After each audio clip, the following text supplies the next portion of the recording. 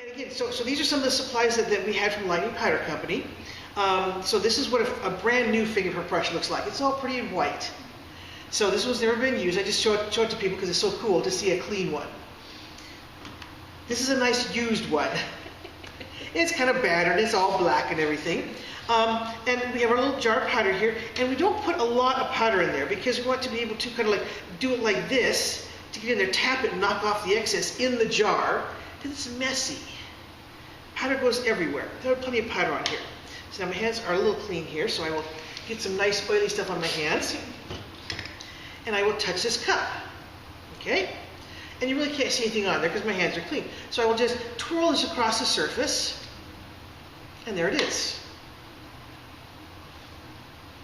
So because I have moisture on my hands from just secretions, just perspiration, and I touched my face, so I got some oil and some makeup on there, the powder sticks really, really well.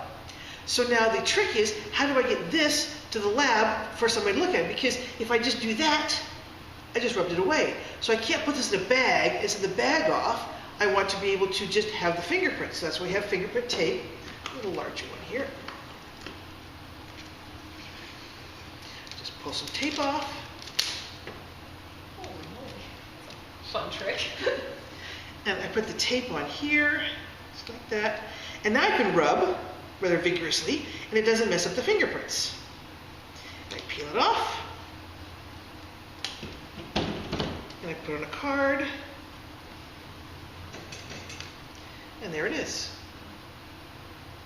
And then I would write on here where I got it, the date, the case number, the time, who I am, etc., information about the crime. And that then becomes the evidence. Now, just because I make a fingerprint from a crime scene doesn't mean they're the bad guy.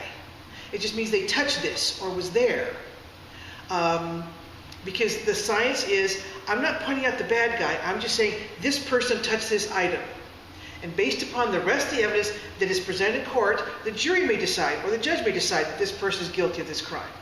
But the science is science. It's this fingerprint and that person, and that's all I can say, not that this person's guilty. Now we have another kind of fingerprint powder here.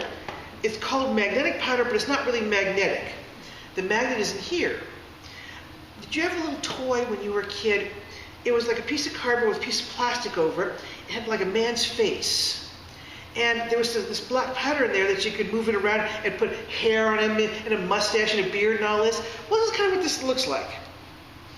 So, again, I will touch my face with my cleaner hand.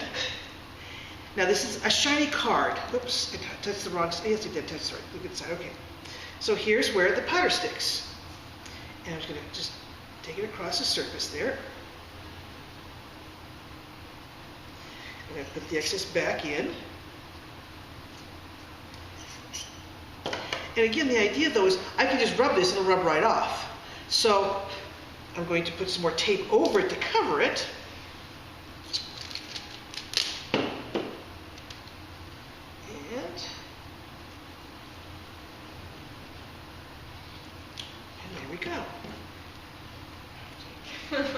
So now, we use this probably 99% of the time. The magnetic powder we'd use on plastic baggies or shiny surfaces like this.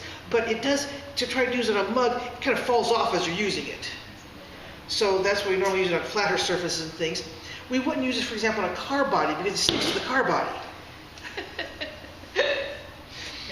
So with this, I can go really quickly over a car body or something like this, or the car windows or something. It's very, very fast. And I like to put a little more powder on every so often. But otherwise, it just goes really, really fast. And you use the tape, peel it off, put on a card, and you're done. And yes, you get dirty. Which is why I frequently wear dark colored clothes. I just wipe it. It's okay. It'll wash off. See, that's the other thing about television. I don't wear white clothes to crime scenes. I have a lab coat, but it's dark blue. I don't have a low-cut blouse. I don't wear high heels to crime scenes or leather pants. Because lots of times sometimes you just throw your clothes away because crime scenes are so nasty sometimes. You just throw your shoes and your clothes away because you don't even want to contaminate your washer and dryer by cleaning your clothes.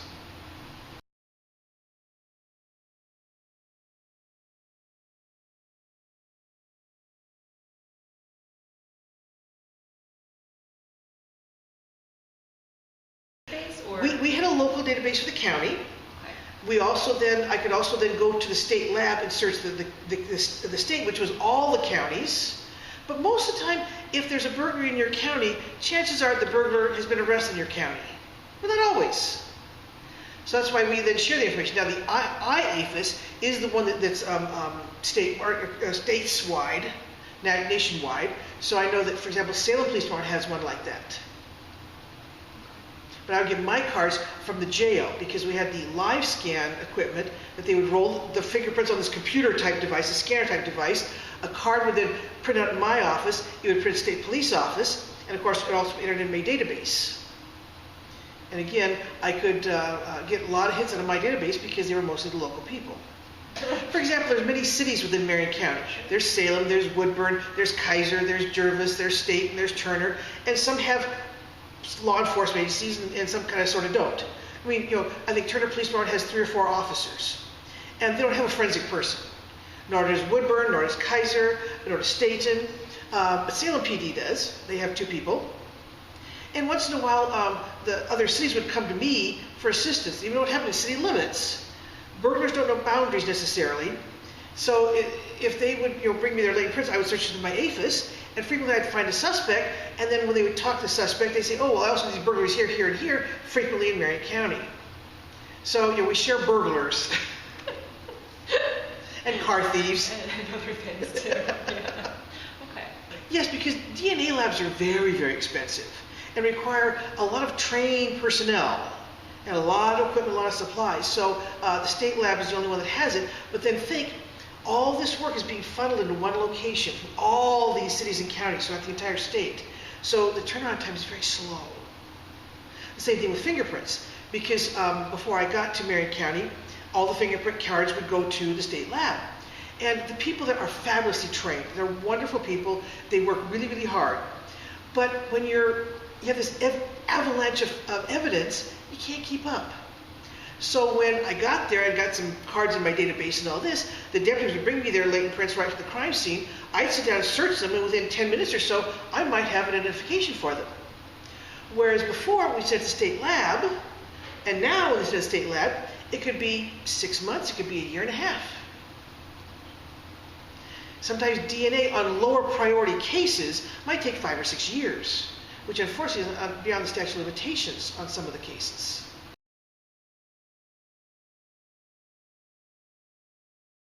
What cracks me up about real life versus television is on TV, the CSI stuff, they have all the fancy tools and equipment, and some of them, I don't think it even exists. But it was cool on TV. I particularly liked it on the AFIS computers where the words perfect match would come across the monitor. That's not how it works.